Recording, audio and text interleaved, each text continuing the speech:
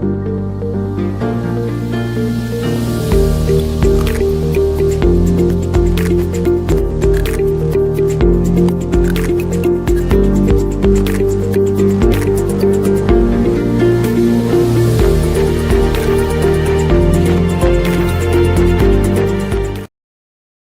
Messieurs, bonsoir et bienvenue dans votre émission Coin de Vérité. Merci de votre fidélité sans cesse renouvelée. Élections législatives et régionales, c'est d'ici fin 2024. En tout cas, telle est la recommandation du chef de l'État, Faure Gnassingbé, au Conseil des ministres tenu le 27 novembre 2023. Dans l'opposition et les organisations de la société civile, les voix s'élèvent. Dénonciation du calendrier électoral, de l'audit du fichier et du découpage électoral. D'autres dénoncent un vide constitutionnel et appellent à un compromis politique. Pendant ce temps, les députés sortants confrontent les membres du gouvernement et la Cour des comptes sur la mauvaise gestion des fonds Covid. Qu'est-ce qui explique le rebondissement de cette affaire? Pourquoi les élections ne se tiennent pas dans les délais constitutionnels et quelles sont les conséquences? Notre invité répondra à ces interrogations. Il est déjà sur le plateau. Il s'appelle M. Innocent Kagbara, député à l'Assemblée nationale, président du Parti démocratique panafricain PDP. Bonsoir, président. Bonsoir. Vous étiez tout récemment au Bénin. C'est vrai qu'on vous a bousculé. Bienvenue dans notre studio. Merci. C'est toujours un plaisir de venir faire ce travail d'explication avec nos concitoyens pour qu'ils comprennent un peu notre vision politique, qu'on explique également l'actualité et que chacun puisse se faire son idée sur ce qui se passe dans le pays. Donc nous étions à Cotonou pour une récompense quand vous nous avez sollicité. Alors d'avance, félicitations à vous. Vous avez décroché un prix et vous êtes récompensé pour votre projet politique transnational Meilleur leadership politique en Afrique. De quoi s'agit-il concrètement, honorable? Oui, mais moi j'ai toujours dit je préfère être reconnu que d'être connu. Parce que la reconnaissance, c'est les autres qui disent que vous faites bien. Mais quand vous cherchez à être connu, vous utilisez tous les moyens juste pour vous rendre visible. Moi, je ne veux pas de cette visibilité. La visibilité qui sied à moi, mon action et à mon identité, c'est quand les autres disent ce que vous faites, nous apprécions. Ce que nous faisons par rapport à notre vision, d'abord par rapport à notre idéologie, comme nous aimons la trilogie, c'est pragmatisme, réalisme, pragmatisme, réalisme et enfin humanisme. C'est ça qui caractérise le centre, le centrisme. Et les gens, depuis que nous sommes rentrés au Parlement, ont appris à découvrir plutôt le réalisme, le pragmatisme, l'humanisme dans les actions que nous posons. Pragmatisme parce que quand nous prenons nos décisions, nous sommes pragmatiques. Nous ne sommes pas dans des calculs, non. Et réaliste parce que l'action, la vie politique de notre pays nous a amenés rapidement au réalisme. Ce que nous avons tout de suite, nous prenons et nous évoluons par des victoires d'étape.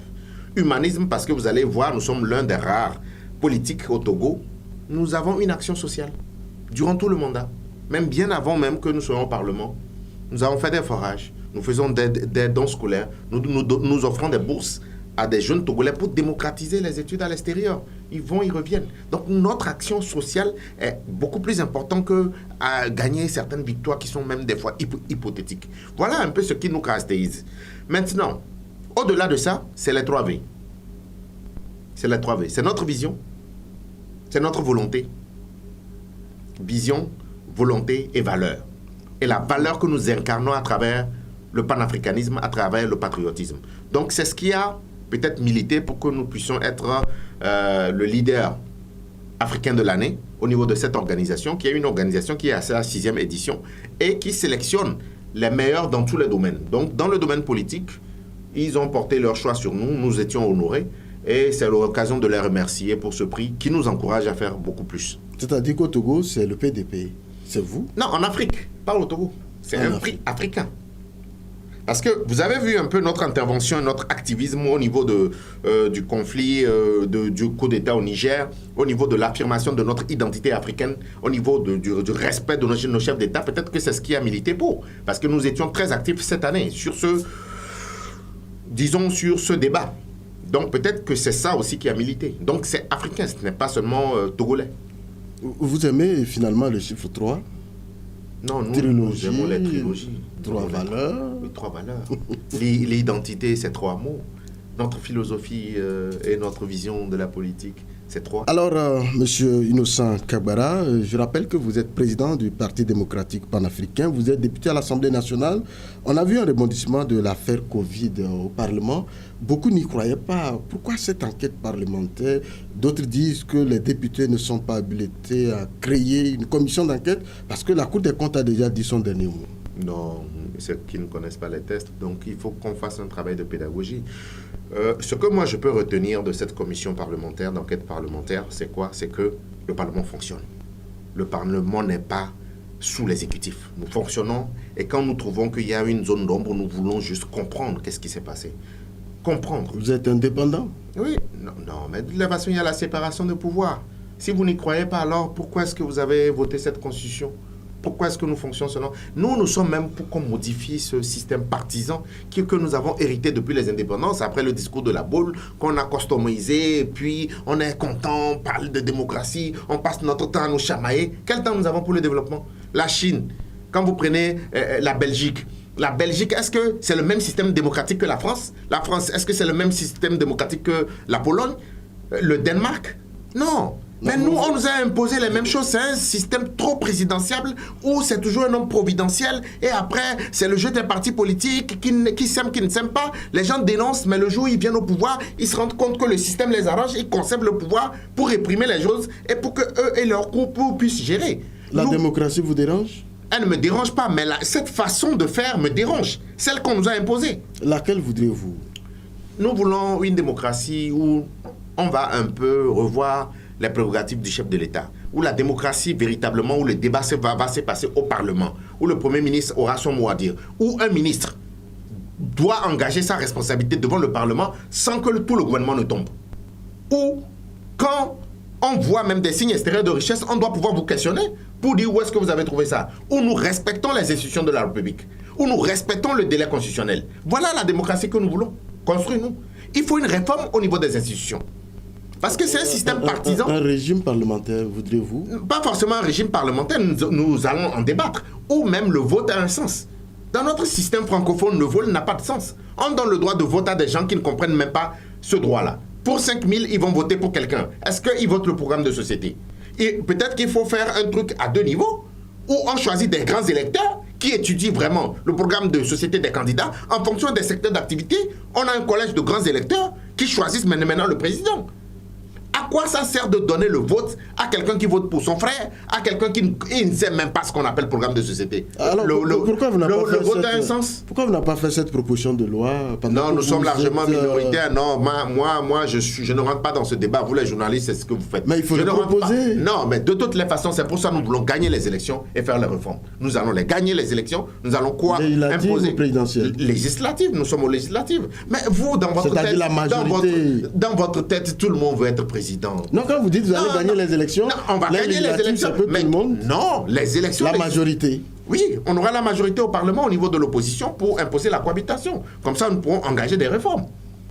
Si. Oui, ça peut se faire. Pourquoi tout le monde regarde le fauteuil présidentiel? Alors, l'enquête parlementaire, je posais la question concrètement. Je n'ai pas encore fini. Oui. C'est pour dire que le Parlement fonctionne et c'est notre droit de mettre en place une commission parlementaire pour expliquer, pour comprendre, pour approfondir le dossier. Et pour le moment, je ne vais pas faire de commentaires au-delà de ça. C'est pour dire qu'il y a la séparation des pouvoirs. Le Parlement fonctionne. C'est un audit de conformité pour moi. Donc, c'est pour voir si l'ensemble des procédures ont été respectées. Si ça n'a pas été respecté, on va faire des recommandations pour que, que ça ne se passe plus comme ça. Hein, pour qu'on prenne de bonnes habitudes. Pour le moment, il est trop tôt. Attendons d'abord le rapport de la mission, parce qu'on a mis en place une commission.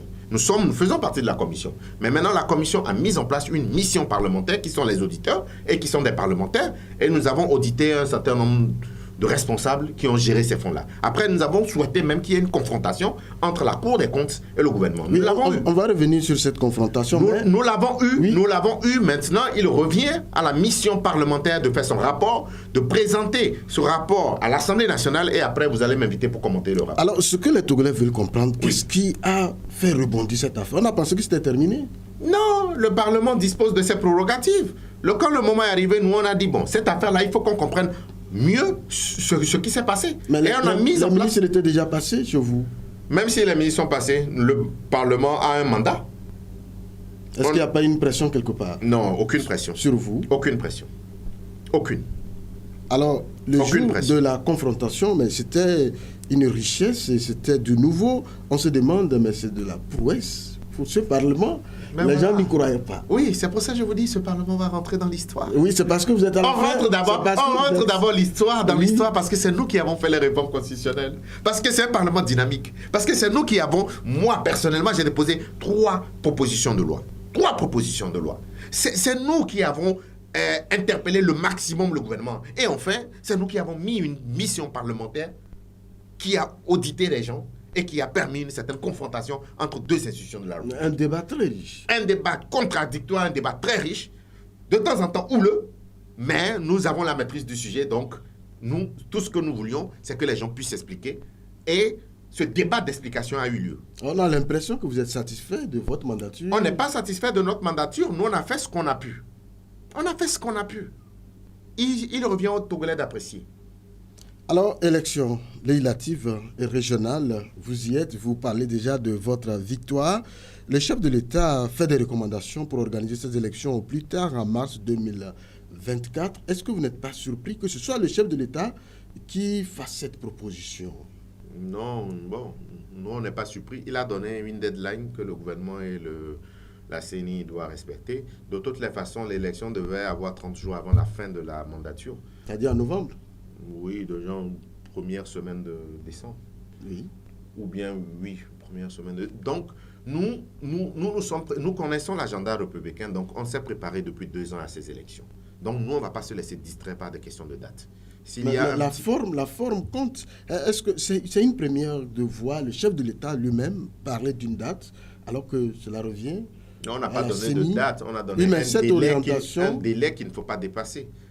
Est-ce qu'il n'y a pas un problème pour qu'on le fasse? Moi, je ne sais pas s'il y a un problème ou pas, mais ça ne m'intéresse pas. Ce qui m'intéresse au niveau du PDP, c'est que nous sommes en train de préparer nos militants. Nous avons fini un travail de maillage du territoire, nous sommes en train de préparer nos candidatures. Et quand le gouvernement va décider du chronogramme, nous irons aux élections. Nous voulons aller aux élections pour que chacun puisse connaître sa place dans le pays. C'est véritablement important. Ça veut dire que le chronogramme ne pose pas de problème alors que d'autres dénoncent déjà un vide constitutionnel? Il n'y a aucun vide constitutionnel. Ces gens-là, excusez-moi. D'abord, est-ce que vous non seulement c'est de la duperie, hein, non seulement c'est de la duperie, mais ce n'est pas, c'est une malhonnêteté intellectuelle. Non, c'est vos collègues de l'opposition. Je dis c'est une malhonnêteté intellectuelle. C'est une malhonnêteté. C'est-à-dire? Mais ça veut dire ce que ça veut dire. Les gens sont malhonnêtes même intellectuellement. Il n'y a pas de vide. Je dis ils sont malhonnêtes intellectuellement. Oui, expliquez-nous. Oui, mais je vais expliquer. Ils sont malhonnêtes. Je persiste et je signe. Ils sont malhonnêtes intellectuellement et ce n'est pas correct. Au lieu d'aller s'organiser pour aller aux élections, c'est les gens comme ça qui pleurnichent. Ils vont aller encore prendre un résultat catastrophique pour revenir. Mais les gens ont fait la même chose pendant 30 ans. Ça n'a pas marché et ils continuent les mêmes conneries. Vous parlez de vous? Non, mais non, quand même. Il faut faire une opposition intelligente. Hein, il faut faire une opposition intelligente. Donc, je vais m'expliquer. Donc, ne me coupez pas, laissez-moi développer. Allez-y. C'est de la malhonnêteté intellectuelle. Ils savent très bien qu'il n'y a pas de vide constitutionnel. Depuis 2 mandatures, 2 législatures, on n'a jamais fait les élections à date. Jamais. Mais il y a fait des crises. Mais il n'y a pas la crise sécuritaire au nord du pays. Il n'y a pas la crise économique. Moi, je ne rentre pas dans ce débat. Mais je dis qu'ils sont malhonnêtes intellectuellement. Ils savent très bien que l'article 52 de la Constitution organise ça. Ils savent très bien que le Parlement reste en place jusqu'à la mise en place du nouveau Parlement. On n'a pas donné de délai. Donc, mais la mise en place... Le Parlement reste en place. C'est pour ça qu'on a mis cet article. Le Parlement reste en place. Si pour une raison ou une autre, les élections ne se tiennent pas à date jusqu'à ce qu'on mette en place le Parlement, le nouveau Parlement, l'ancien reste en place. À quoi vaut alors la limitation de mandat? Il n'y a aucun vide, non. Nous, la gouvernance que nous allons incarner demain, c'est une gouvernance qui respecte les délais constitutionnels. Oui, on a dit 5 ans. Non, c'est une gouvernance, je dis la gouvernance que moi, si en 2030 je suis président, la gouvernance que j'aurai, c'est une gouvernance qui respecte les délais constitutionnels, qui respecte la séparation du pouvoir, où on aura des élections à date. Voilà, c'est ce que moi j'incarne. Mais en tant qu'opposant, je ne vais pas me laisser distraire par ces questions-là. si on doit avoir des élections en mars, nous allons nous préparer. Est-ce qu'il n'est pas arrivé dans ce pays ou dans d'autres pays où le Parlement a fait 6 mois sans légiférer? Des fois, nous rentrons en session. Des fois, nous rentrons en session, mais on peut faire 2 ou 3 mois sans aucun test. Donc, si on décide même, janvier, février, même si c'est, on avait 6 ans, par exemple, prenons un exemple. Janvier, février, déjà même, c'est des vacances parlementaires. Le Parlement ne légifère pas, ça c'est un. Deuxième chose, si on était en plein exercice encore, et qu'il n'y a pas de test, le Parlement peut faire même 3-4 mois sans légiférer. Donc, c'est un faux débat. Deuxième chose, l'article 66 de la Constitution organise le pouvoir exécutif, qui ne dépend pas du pouvoir législatif. Les deux ne sont pas liés. Et n'oublions pas que le pouvoir exécutif peut procéder par ordonnance. Si l'Assemblée le permet. Il peut procéder par un certain nombre de lois, par un certain nombre de tests. Ils peuvent décider que ça ne passe pas par une loi, ça peut passer par un décret. Qu'est-ce que vous pouvez faire? Mais c'est vous qui leur donnez ce pouvoir. C'est l'Assemblée nationale. Non, le décret, un certain nombre de... C'est un peu plus faible qu'une loi. On peut organiser la République avec ces tests-là, qui ne sont pas forcément des lois. Mais ça veut dire que sans même l'Assemblée, le pouvoir peut continuer par travailler. Non. C'est pas moi qui ai inventé ça, c'est dans la Constitution. C'est pas moi qui ai inventé ça, je ne suis pas professionnel de droit administratif, c'est comme ça. Donc, allez demander à ceux qui ont écrit ça pourquoi ils ont écrit ça. Mais ce que je vous explique, c'est qu'il y a un certain nombre de dispositions. Ça peut ne pas être des lois, ça peut être des décrets, ça peut être des arrêtés. Ça organise la vie de la cité. Ça ne souffre d'aucune contestation possible. Mais quand on décide d'en faire une loi, c'est qu'un ministre ou un gouvernement ne peut pas venir changer comme il veut. Est-ce que vous me comprenez? Donc, une loi, pour modifier une loi, c'est très compliqué. Mais un décret, un arrêté, on peut, en conseil des ministres, et puis ça passe rapidement. C'est pour ça qu'on décide d'un certain nombre de choses qui sont véritablement importantes pour la vie de la nation, que ça soit sous forme de loi. Donc, article 52, pas d'ambiguïté. Article 106, pas d'ambiguïté, pas de vide constitutionnel. Mais par contre, ça crée un malaise. Et pour mettre tout le monde à l'aise, il faut qu'on puisse avoir une discussion. C'est pour ça que nous voulons ramener cette discussion dans le cadre permanent de concertation. Il faut qu'on se retrouve au niveau du cadre permanent de concertation, qu'on puisse nous donner le chronogramme. Il faut qu'on l'ait rapidement, d'ici les vacances. D'ici Noël, il faut qu'on ait une session du cadre permanent de concertation pour qu'on puisse discuter, parler, et les points de divergence qu'on puisse s'entendre pour pouvoir avoir des élections apaisées. Voilà ce que nous faisons comme recommandation. Et notre discours ne change pas en fonction du soleil. Lever du soleil au zénith, et vers la fin, le discours change. On ne sait même pas. Ces gens-là, des fois, moi, je les comprends. Mais vous êtes politique, de toutes les façons. Mais je suis politique. Si c'est un moyen de pression, non, si c'est un moyen de pression sur le gouvernement, quitte à eux de voir. Et puis, les gens parlent jusqu'à gouvernement d'union, les gens parlent de vide. Non, on parle d'un compromis politique. C'est quoi le compromis? Mais expliquez-moi le compromis politique. Non, c'est pas moi qui emploie le mot. Oui, bon, demandez. Mais tel que vous dites qu'il faut s'asseoir et discuter au niveau de CPC. On s'est toujours assis pour discuter à chaque fois à la veille des élections. Donc, ce n'est pas extraordinaire. Alors, ce que nous demandons n'est pas extraordinaire. Nous discutons toujours à la veille des élections. Pourquoi ne pas discuter là dès lors que le gouvernement a su que les élections ne pouvaient pas être organisées dans le délai? Pourquoi la discussion n'a pas été menée? Nous aussi, vous êtes en train de voir que je demande aussi une discussion dans le cadre du CPC. Là, vous devez comprendre vos confrères qui dénoncent un vide. Non, il n'y a pas de vide. Une discussion, d'accord. Mais quand vous parlez de vide, je dis c'est une malhonnêteté intellectuelle, c'est tout. Alors, sur la question du fichier électoral, on a vu l'OIF qui a audité le fichier et qui a proclamé un fichier très fiable. Mais cependant, l'opposition également, vos confrères, et la société civile dénoncent les conditions d'audit de ce fichier. Est-ce que vous étiez associé? Ils ont le droit de dénoncer ce qu'ils veulent, quitte à eux de voir, ça fait partie de leur stratégie. Mais si ça peut amener à une victoire, tant mieux pour eux. Nous n'allons pas nous laisser distraire. Nous sommes des hommes pragmatiques, réalistes et humanistes. Donc nous faisons notre travail sur le terrain et ce travail va payer pour que nous puissions avoir 10 députés. C'est tout ce que nous retenons. Maintenant, c'est nous qui avons demandé au niveau du cadre permanent de concertation d'auditer le fichier. Et le gouvernement dit qu'il a un partenaire qui est... C'est l'opposition qui a demandé. C'est nous qui avons demandé d'auditer le fichier. Et l'audit du fichier, ça peut être... Vous pouvez choisir n'importe quel partenaire, il revient au gouvernement parce que ça a un coût. Si maintenant des partenaires se proposent de nous aider à auditer le fichier, on ne va pas dire non. Maintenant, une frange de l'opposition fait une suspicion sur l'OIF. Bon, c'est à eux de voir. Mais moi, personnellement, là où je suis, j'ai un représentant à la CENI. Donc, c'est un travail qui a été fait de manière collégiale. Il y a certains collègues de l'opposition, c'est là où c'est le plus choquant, qui ont un représentant à la CENI. Le travail a été fait avec tous ces représentants à la CENI. Mais qui dénoncent. Mais il y a un problème. Mais peut-être que c'est le représentant qui a dit que ce n'est pas bon. Mais il n'a qu'à le dire ouvertement. Je suppose. Il n'a qu'à le dire ouvertement. Que ce soit un communiqué du parti. Pour dire, mon représentant dit que ce n'est pas bon. Et qu'on le sache. Sinon, il y a un problème. Donc, ça a été fait dans ce cadre. Nous, on n'a pas d'experts pour pouvoir dire que le travail qui est fait, nous, on n'a pas d'experts pour pouvoir expertiser le travail de l'OIF. Soyons clairs, soyons des hommes responsables, des hommes d'État. Le problème de nos pays, c'est dans un certain nombre de pays, on a des gens qui aspirent à diriger le pays, mais qui ne sont pas des hommes d'État. Je dis bien, ils ne sont pas des hommes d'État. Leur comportement fait qu'ils ne sont pas des hommes d'État. C'est quoi un homme d'État? Un homme d'État, c'est un homme qui a de la valeur, qui a des principes et qui respecte les principes. Peu importe celui qui est au pouvoir. Et qui ne fait pas tout pour qu'il y ait polémique, pour qu'on dise que vous faites de l'opposition, pour qu'on dise non. Un opposant responsable ne se comporte pas comme ça parce que quand vous serez au pouvoir, les gens aussi vont vous faire la même chose. Les gens vont vous faire la même chose. On a vu des exemples. Au Sénégal, en Côte d'Ivoire, en Guinée, il y a des opposants qui sont devenus présidents. Ceux qui étaient anciennement au pouvoir, ils ont fait la même chose que l'opposition faisait. Nous ne voulons pas incarner ce genre. Nous voulons incarner une rupture. Une rupture avec les gens du passé. Tous ces gens-là, c'est des gens du passé. C'est des gens du passé. Vous parlez de qui? Ils se connaissent, c'est des gens du passé. Nous voulons une rupture avec les valeurs. Avec des gens qui respectent le peuple, qui se respectent eux-mêmes. Qui ne cherchent pas à tout bout du champ à mettre tout le monde en difficulté pour qu'on dise qu'eux, ils sont les vrais opposants. Alors qu'ils ont fait ça, ça n'a rien donné. Ça n'a rien donné. Ils sont encore plus faibles en 2023 qu'en 1990. Ils sont encore très faibles. Ils sont très faibles. Et c'est des gens qui continuent la même stratégie. On a l'impression que vos confrères ou bien vos collègues vous font tellement du mal. Non, aucun mal. Ils se font du mal à eux-mêmes.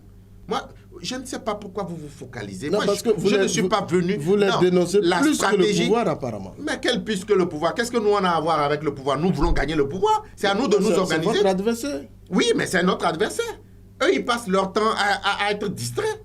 Nous, on veut qu'ils se concentrent sur la lutte, qu'ils se concentrent sur le travail de maillage du territoire, qu'ils aillent mobiliser les populations, qu'ils aillent mobiliser les fonds pour qu'on puisse rentrer en campagne. Mais est-ce que l'opposition, ce n'est pas aussi dénoncer et proposer? Mais dénonçons, mais qui va vous écouter quand vous avez déjà fait le quand vous avez déjà fait le recensement?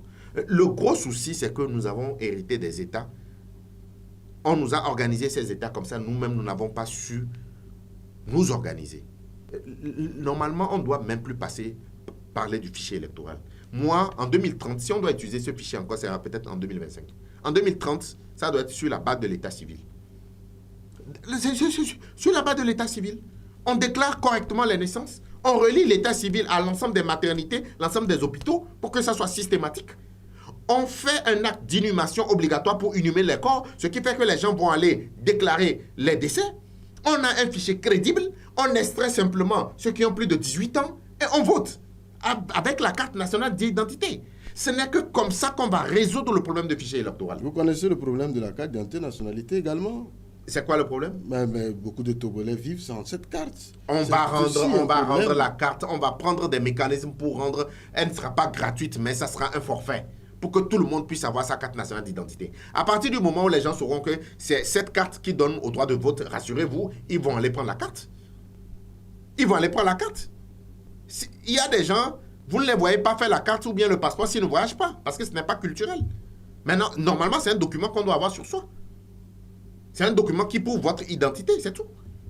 Donc, nous voulons incarner une nouvelle opposition, une nouvelle gouvernance, un État organisé où on a un fichier crédible qui est basé sur l'état civil, qui est basé sur la carte nationale d'identité. Il n'y aura plus de contestation de fichiers, on ira aux élections et que le meilleur puisse gagner ces élections. Mais en ce qui nous concerne, nous, je vous parle de moi, nous n'allons pas nous laisser distraire par ces questions-là. Nous sommes apprêtés, nous sommes prêts, nous irons vers fin décembre bientôt.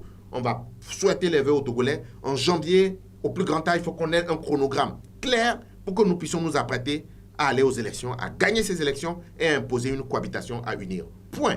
Est-ce que vous savez que les élections, c'est aussi les conditions d'organisation de ces élections?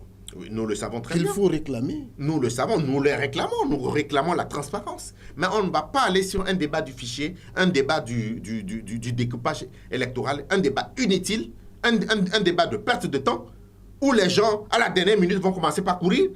Ils sont habitués à ces genres de choses-là. Nous sommes quelqu'un de sérieux, quelqu'un d'organisé. Nous, on ne va pas se laisser distraire. Mais vous parlez du fichier, vous parlez de découpage électoral. Oui, nous allons revenir sur le cadre électoral. Vous parlez du découpage électoral. Vous voulez, parce que vous êtes originaire du Sud, vous êtes en train de parler de 80 000, 100 000 électeurs pour un député. Donc, d'appliquer le quotient sur l'ensemble du territoire. Donc, qu'on se retrouve dans des préfectures importantes au nord, je ne vais pas les citer pour qu'on dise que c'est parce que vous allez vous retrouver dans ces préfectures où il n'y a pas un seul député. Est-ce que c'est logique? Quel est le pays au monde qui fait ça?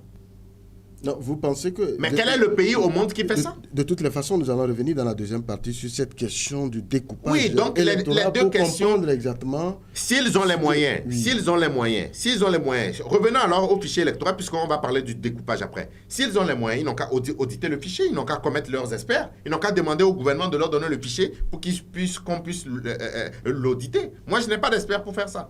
Oui, la dernière question sur le fichier électoral, est-ce qu'il fallait connaître les chiffres de la CENI avant d'auditer le fichier ou c'est après? Parce qu'on a vu qu'après le recensement... L'un dans l'autre, ça ne gêne pas. Normalement, c'est après. Vous faites un fichier, vous le rendez crédible en faisant des traitements, en enlevant les doublons, en enlevant tout ça là. Mais vous le publiez? Oui, dès qu'il est publié, maintenant vous commettez des experts, parce que ce n'est pas n'importe qui peut auditer un fichier électoral. Oui, dans le cadre de la technicité, c'est de la technicité, c'est pointu. Donc il faut faire un cahier de charge qui tienne compte de la technicité de la tâche et qu'on aille demander à des gens qui ont l'habitude de le faire et qui l'ont déjà fait dans d'autres pays, de venir nous aider à dire est-ce que le fichier il est crédible ou pas. C'est de ça qu'il s'agit. Dans ce cadre, ce que les gens dénoncent, le fichier n'était pas connu avant d'être audité. C'est aussi une question, une préoccupation des Togolais. Les listes ont été affichées, on a fait un traitement, oui ou non? On n'a pas rendu public les chiffres. Si, on a rendu public. Peut-être que vous n'êtes pas au Togo. Mais je suis au Togo. Mais les chiffres ont été rendus publics par la Commission électorale nationale indépendante. Non, pas du tout. Pas de cette façon. On sait que les listes ont été affichées. Pas comme vous le souhaitez, mais tout le monde... Non, pas comme on le souhaite, hein. Vous? Non, pas nous. Non, je parle de vous. Non, je parle des Togolais. Non, je parle de vous. Je parle de vous. Nous qui? Je parle de vous. Vous qui posez la question. Donc, tout le monde savait le nombre de votants, le nombre d'électeurs, sexe féminin, sexe masculin. Donc, on a eu une idée. Maintenant, on a demandé à des experts, que ce soit l'OIF, que ce soit l'Union africaine, que ce soit une institution indépendante, de venir regarder si ce que nous avons, c'est un fichier crédible. Donc, c'est de ça qu'il s'agit. On va marquer une pause. On va revenir dans la deuxième partie sur le découpage électoral. Le 17 décembre 2023, vivez la 11e édition de la JNRD, Journée nationale de reconnaissance à Dieu. Une occasion unique des fils et filles du Togo pour remercier et célébrer Dieu pour sa protection et sa bonté envers la terre de nos aïeux à travers louanges, exaltation et adoration. Tous au stade Omnisport de Lomé ce dimanche 17 décembre 2023 à partir de 14h pour honorer le roi de gloire avec la participation de plusieurs artistes et chorales du Togo. Entrée libre et gratuite. La JNRD 2023, c'est à suivre également sur la TVT et nos réseaux sociaux. JNRD 2023, un événement du Corps de Christ au Togo. Deuxième partie de l'émission Coin de Vérité. Je suis toujours avec mon invité Innocent Kabara. Il est député à l'Assemblée nationale, président du Parti démocratique panafricain. Nous parlions des élections législatives et régionales. Le fichier électoral honorable, il est toujours décrit. Je ne sais pas, ça fait combien de temps, mais aujourd'hui, on a vu l'opposition revenir à la charge, même les organisations de la société civile. À quelques mois des élections, est-ce que le débat il est bien posé sur le fichier électoral? Non, mais c'est de leur droit de poser. Chacun prêche pour sa paroisse. S'ils pensent que c'est le fichier le problème, c'est tant mieux. Moi, je pense que, comme je prends le cas de Talon, Talon n'avait aucune idée sur le fichier électoral. Il est rentré, il a gagné les élections. Une cour constitutionnelle qui ne maîtrisait pas. La CENI qui ne maîtrisait pas, mais il a gagné. Je prends le Sénégal, pareil. Je prends la Côte d'Ivoire, pareil. Je prends la Guinée, il y a eu changement de manière démocratique, c'est pareil. Je prends le Burkina, c'est pareil. Donc, à la veille de chaque élection, il y a souvent ce débat. Et je dis, pour qu'on en finisse une bonne fois, il faut que nous puissions aller aux élections en 2030 avec notre fichier d'état civil. Il faut rendre ce fichier crédible pour qu'on n'ait plus une question de fichier crédible, fichier n'est pas crédible, enregistrement des mineurs, enregistrement des étrangers. Non, qu'on finisse avec ça. Il faut organiser. Et ça, ce problème, c'est un problème des pays francophones essentiellement. Parce qu'on ne se fait pas confiance mutuellement. On ne se fait pas confiance. Nous, notre combat, c'est de donner la dignité à notre peuple. C'est qui nous sommes, c'est notre identité. Et que le bien commun, le bien de nous tous, puisse être ce qui nous guide. Pas un bien partisan particulier.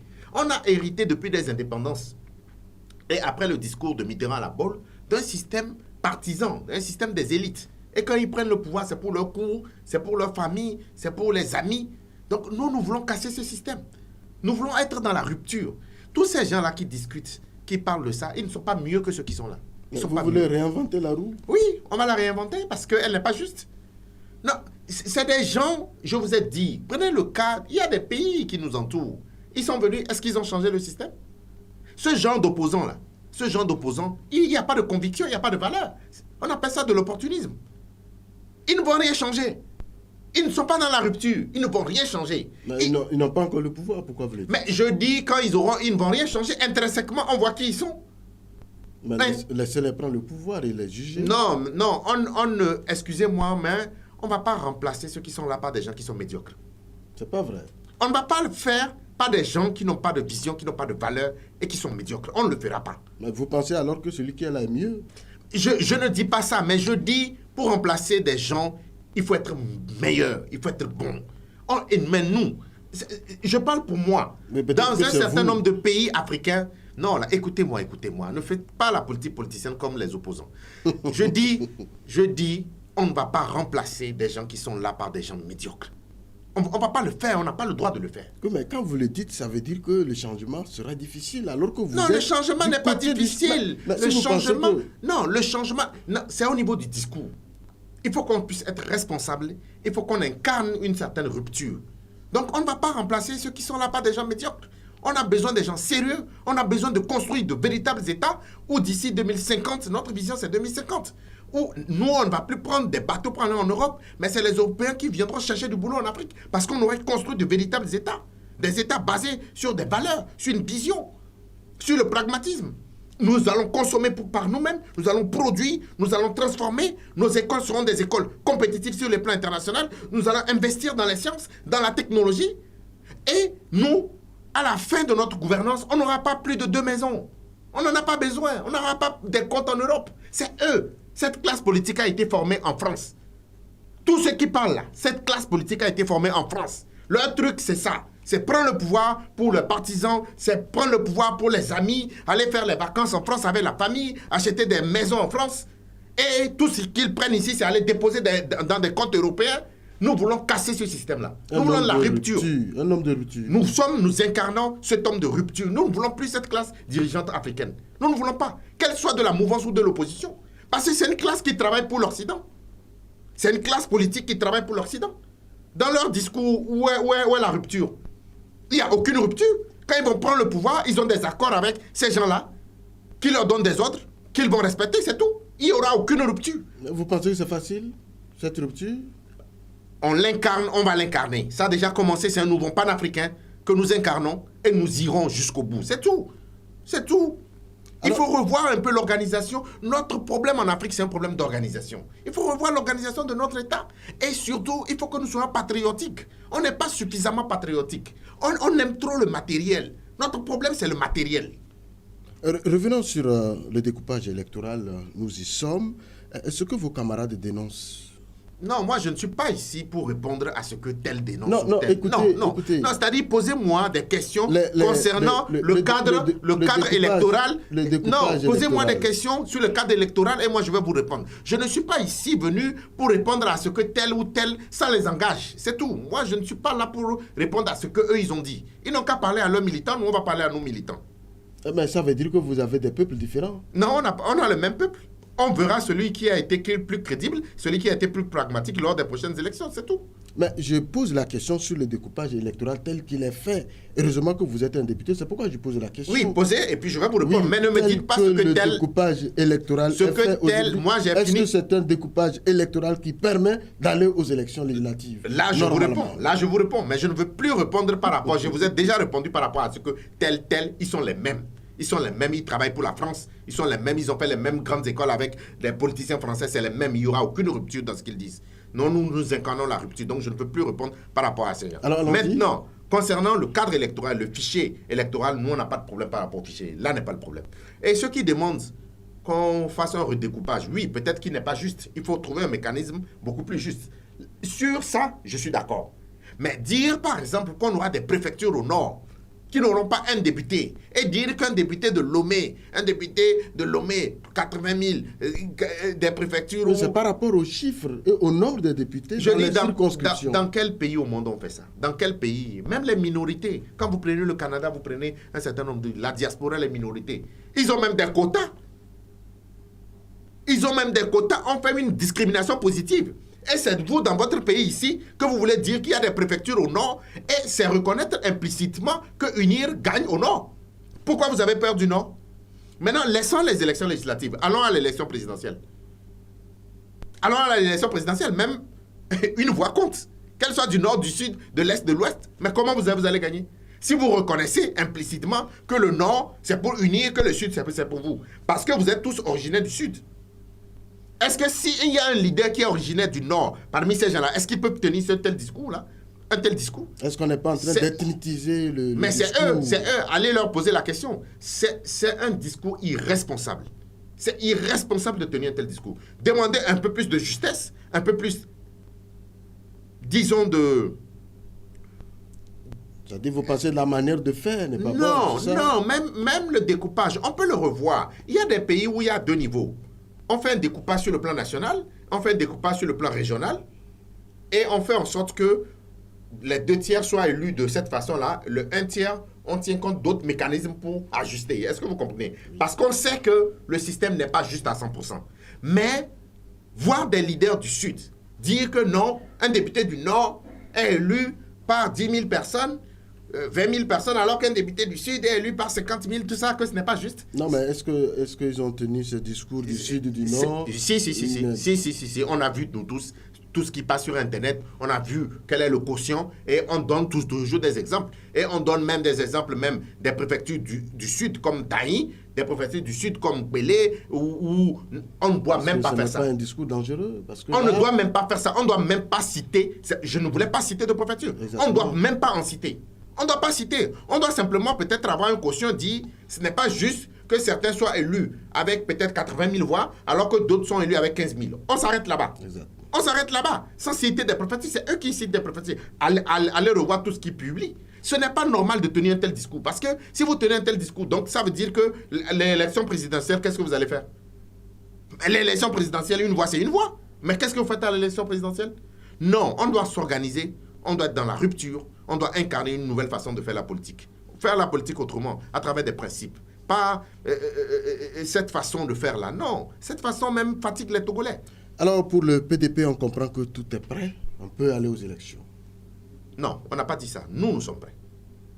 Nous sommes un parti organisé. Nous incarnons la rupture. Nous incarnons les valeurs. Nous incarnons la vision. Nous incarnons une culture politique qui doit donner l'exemple, qui doit organiser un État. Et à la fin de notre gouvernance, on laisse un pays prospère, un pays comme Dubaï, un pays comme Singapour, où on nous respecte.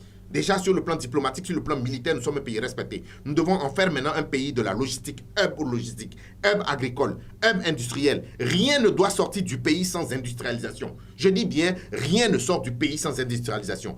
On crée des dragons, des champions locaux. On crée des champions locaux. Dans beaucoup de pays africains, la richesse du pays, c'est entre les mains des étrangers. C'est entre les mains des étrangers. Ce n'est pas normal. Créer une classe moyenne. On doit créer la classe moyenne pour favoriser la consommation. C'est la classe moyenne qui consomme. C'est la classe moyenne qui dépense. Et ça va tirer la croissance. Nous devons organiser un pays comme ça. Et à la fin de notre vie, si nous avons une maison, 2 maisons, c'est bien. Si nous avons un compte bancaire même où il y a 5-10 millions, c'est bien. Mais pas s'enrichir. L'élite africaine francophone, c'est comment s'enrichir, comment voler. Je repose ma question. Je parle des élections. Je dis au PDP, Innocent Kabara, vous êtes prêts pour les élections avec ces conditions? Je viens de vous répondre. Suivez ma logique. Je dis, voilà ce que nous incarnons. Voilà ce que nous voulons vendre. Voilà le rêve togolais que nous voulons fabriquer. Et c'est ça qui va faire que nous avons minimum 10 députés. Nous allons créer une coalition au niveau du Parlement pour pouvoir imposer la cohabitation à unir. Voilà ce que nous incarnons. Donc, quand vous incarnez ça, vous êtes prêts. Vous êtes toujours prêts. Non, pas toujours prêt, mais quand vous incarnez ça, vous êtes prêt. Alors, Innocent Kagbara, député, qui... C'est des pronostics déjà, vous parlez de 10 députés, c'est ça? Ben oui. Ah d'accord. Alors, aujourd'hui, la CENI qui est chargée d'organiser les élections est en fin de mandat. Est-ce que cela ne vous pose pas de problème? Normalement, le mandat, c'est 1 an. Ça devait être renouvelé depuis. Bon, ben nous, qu'à cela ne tienne, ça ne nous pose aucun problème. Mais si ça pouvait être renouvelé, tant mieux. Mais si ça ne l'est pas, nous sommes prêts pour aller aux élections en mars. Nous n'allons pas nous laisser distraire. Est-ce qu'on peut organiser une élection avec une institution qui est en fin de mandat? Nous, je vous ai répondu en vous disant, les tests sont clairs, c'est 1 année. C'est parce que les élections ont traîné, ça n'a pas été fait à date. C'est pour ça que nous voulons incarner une gouvernance où on respecte les délais. Il faut respecter les délais, on ne va pas se retrouver dans ce genre de situation. Maintenant, je vous ai déjà répondu en disant, ça peut amener à une discussion dans le cadre du cadre permanent de concertation. On peut discuter de tout ça. Nous, qu'on modifie aujourd'hui, qu'on fasse une nouvelle CENI ou que ce soit la même, personnellement, ça ne nous dérange pas. Nous sommes focalisés sur notre objectif qui est 10 députés, c'est tout. Est-ce que vous savez que les Togolais ne vous comprennent pas quand vous... Non, les Togolais nous comprennent. Oui. Non, les Togolais nous comprennent. C'est vous qu'on ne comprend pas. Parce on que... a l'impression non, que parce que vous avez été formaté. Non, nous, on n'accepte pas tout. Non, non. Nous, on est un parti d'objectifs. Nous n'allons pas nous laisser distraire. On n'accepte rien. De toutes les façons, si on renouvelle la CENI, on sera dans la CENI. Où est le problème? Où est le problème? C'est en renouvelant la CENI. Attendez, allez-y doucement. Oui, c'est en renouvelant la CENI que certains pensent qu'ils vont gagner. Ils se trompent. Est-ce que c'est ça le débat? C'est le débat de la légalité des institutions. Mais je suis pour le débat de la légalité. Je vous dis que nous allons incarner une gouvernance où on respecte les délais. Ceux qui sont là, ils savent qu'ils n'ont pas respecté les délais. Ça, ce n'est pas un débat. C'est au vu au su de tout le monde. Maintenant, si on doit nous appeler à des discussions, à une concertation pour mettre en place une nouvelle CENI, nous disons que nous sommes pour. Je ne vous ai jamais dit que je suis contre. Mais je vous dis que moi, je ne vais pas me laisser distraire. On appelle ça de la distraction. On va distraire les gens, on va leur donner l'impression qu'on va faire quelque chose. En janvier, on va balancer les trucs, ils ne sont pas prêts, ils ne pourront même pas faire les candidatures. Et après, non, on ne peut pas, nous, quand même, nous on a vu les échecs des autres, nous on ne peut pas se laisser distraire comme ça. Ils n'ont pas respecté le délai constitutionnel, c'est le gouvernement en place. Ce n'est pas nous, nous on est de l'opposition. Ils n'ont pas respecté. Ils n'ont pas respecté le délai constitutionnel pour l'organisation des élections. Ils le savent. Maintenant, si on doit discuter pour pouvoir organiser des élections transparentes, des élections apaisées, il faut que ça soit dans les cadres de concertation et de dialogue que nous avons mis en place. Parce que ça fait ses preuves. Donc, dans ce cadre, et c'est pour ça que je vous ai dit, nous appelons à une session du CPC d'ici fin décembre. Et lors de cette session, nous allons discuter de toutes ces questions pour pouvoir avoir un calendrier consensuel, pour pouvoir avoir des conditions qui favorisent des élections transparentes. Donc, notre discours ne souffre d'aucune ambiguïté et notre discours est cohérent. Est-ce que vous avez une idée sur les élections régionales finalement? Pour le moment, non. On ne sait pas s'il y aura un couplage entre les élections législatives et régionales, mais qu'à cela ne tienne, l'un dans l'autre, nous serons prêts. Toujours prêts? Nous serons prêts. PDP. Oui, nous serons prêts. Alors, nous sommes pratiquement arrivés à la fin de notre entretien. Est-ce que, Innocent Kagbara, vous avez un dernier mot à l'endroit du peuple togolais, surtout que nous sommes dans les derniers moments de préparation des élections? Comme je l'ai toujours dit, nous avons eu un peuple béni. Nous avons une terre riche où on a des potentialités énormes. Nous voulons incarner ce nouveau pays, ce nouveau rêve togolais, mes chers concitoyens, qui nous permettra de construire une nation émergente, véritablement émergente. Dans la rupture, nous devons réorganiser nos institutions. Nous devons réorganiser, incarner un leadership basé sur l'exemple, sur les valeurs, sur la volonté, sur une vision claire. Faire de ce pays un pays véritablement émergent. Un pays où les leaders ne viennent pas pour s'enrichir, mais c'est enrichir le pays. Un pays que nous allons laisser à nos enfants. Ce pays-là où les autres vont venir pour chercher du boulot, où il n'y aura plus aucun bateau sur la mer pour aller en Occident, parce que ici, ça sera plus prospère que l'Occident. Voilà le pays que nous voulons faire à travers une transformation de notre industrie, de notre agriculture, une place à la société civile, la véritable séparation des pouvoirs en réorganisant les institutions de la République pour qu'il y ait une véritable séparation de pouvoirs. Voilà la nouvelle gouvernance que nous incarnons et nous avons besoin de votre soutien afin que vous puissiez nous donner la force au niveau du Parlement pour engager ces réformes, pour diriger le pays, pour que nous puissions être une nation modèle. Voilà, donc j'appelle les Togolais à la résilience, au courage, et parce que la prospérité, c'est pour nous tous et nous allons faire en sorte qu'il puisse avoir une répartition équitable et une égale chance à l'ensemble de nos concitoyens. Voilà le pays de nos rêves, voilà le pays que nous vous vendons et nos chers compatriotes, sachez que ce pays-là, c'est un pays prospère et cette prospérité, nous allons la partager à travers une bonne gouvernance. Merci. Et j'espère que ce n'est pas déjà la campagne. Non, on n'est pas déjà en campagne. Nous voulons donner, nous voulons faire rêver les Togolais. Nous voulons dire aux Togolais, nous ne sommes pas des défaitistes. Contrairement aux autres, nous ne sommes pas des défaitistes et nous devons avoir un discours positif pour que les Togolais puissent croire en ce pays qui est un beau pays. Merci d'être passé, Innocent Kabouara. C'est moi qui vous remercie. Merci à vous tous qui êtes restés à l'écoute de cette émission Coin de Vérité. Nous étions avec Innocent Kabouara. Il est député à l'Assemblée nationale, président du Parti démocratique panafricain PDP. On se retrouve au prochain numéro. D'ici là, portez-vous bien. Au revoir.